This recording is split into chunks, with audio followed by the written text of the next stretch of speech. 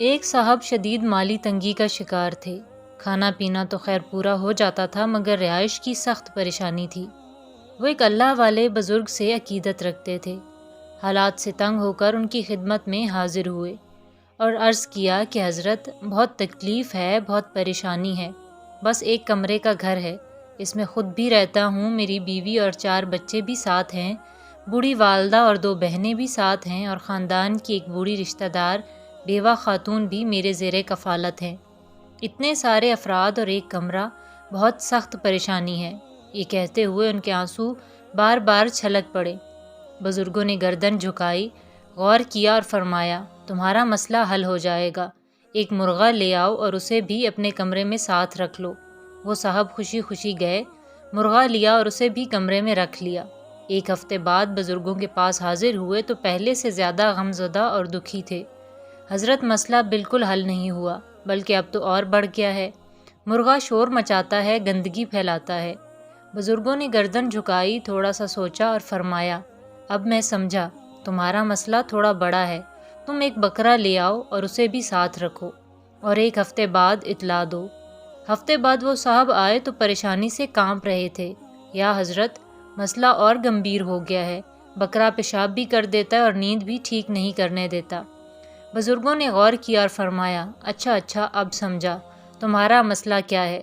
تم ایسا کرو، ایک گدھا لے آؤ اور اسے بھی ساتھ رکھو اور ہفتے بعد اطلاع کرو۔ ایک ہفتے بعد وہ صاحب آئے تو لگتا تھا کہ غم اور پریشانی سے ابھی وفات پا جائیں گے۔ آنسو ان کی آنکھوں سے برس رہے تھے اور وہ ادھ موئے ہو چکے تھے۔ یا حضرت، اب تو زندگی سے تنگ ہو گیا ہوں، گدھے نے تو جینا حرام کر دیا ہے۔ بزرگوں نے فرمایا، اچھا ایسا کرو کہ مرغا نکال دو اور ہفتے بعد اطلاع کرو۔ وہ صاحب ہفتے بعد آئے اور کہنے لگے، حالات میں تھوڑی سی بہتری ہو گئی ہے۔ بزرگوں نے کہا، اچھا اب بکرا بھی نکال دو اور ہفتے بعد اطلاع کرو۔ ہفتے بعد انہوں نے آ کر بتایا کہ حالات پہلے سے کافی بہتر ہیں۔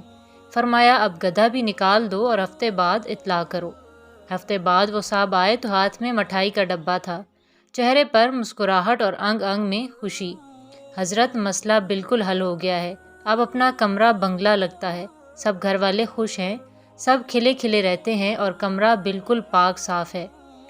اسی خوشی میں مٹھائی لایا ہوں، قبول فرمائیے۔ وہ صاحب مٹھائی دے کر چلے گئے تو بزرگوں نے فرمایا کہ اب اس کی گاڑی کامیابی والی سڑک پر آ گئی ہے، اب یہ ہر دن مزید راحت اور ترقی پائے گا، انشاءاللہ، شکوے سے شکر تک۔ وہ صاحب جب پہلی بار بزرگوں کے پاس آئے تھے تو وہ رو رہے تھے اور آخری بار جب آئے تو خوش تھے، حالانکہ وہی کمرہ تھا اور وہی افراد، کچھ بھی اضافہ نہ ہوا تھا۔ آنسو سے مٹھائی تک کا یہ سفر، شکوے سے شکر تک کا یہ سفر بظاہر بہت چھوٹا ہے مگر حقیقت میں یہ زمین سے آسمان تک کے سفر سے بھی زیادہ بڑا ہے۔ وہ صاحب آئے تھے تو بزرگوں نے سمجھ لیا تھا کہ ان کے رزق میں تنگی کا بڑا سبب ان کی ناشکری اور بے صبری ہے۔ یہ اگر ناشکری چھوڑ دیں تو ان کی روزی کے تمام دروازے کھل جائیں گے۔ چنانچہ بزرگوں نے ان پر پہلے سخت بوجھ لادا، پھر یہ بوجھ ہلکا کیا تو ان کی حالت بدل گئی۔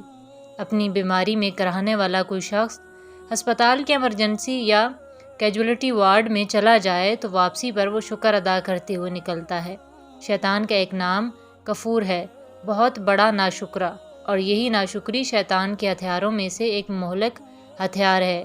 شیطان سارا دن اور ساری رات ناشکری بانٹتا ہے۔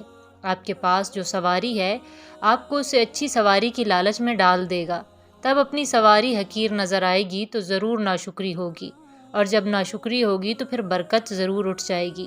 اس لیے ضروری ہے کہ ہم شیطان کے اس وار کو سمجھیں اور اللہ تعالیٰ نے ہمیں جو کچھ عطا فرمایا ہے اس پر اللہ کا شکر ادا کریں اور اپنے دل کو اس نعمت پر راضی کریں۔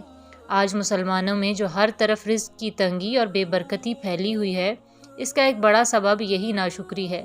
اس ناشکری سے ہم سب توبہ کریں اور اللہ تعالیٰ سے دعا مانگیں کہ یا اللہ، مجھے جو عطا فرمایا ہے اسی پر مجھے خوشی اور قناعت عطا فرما دیجیے، میں اسی پر راضی ہوں جو کچھ اللہ تعالیٰ نے مجھے عطا فرمایا ہے۔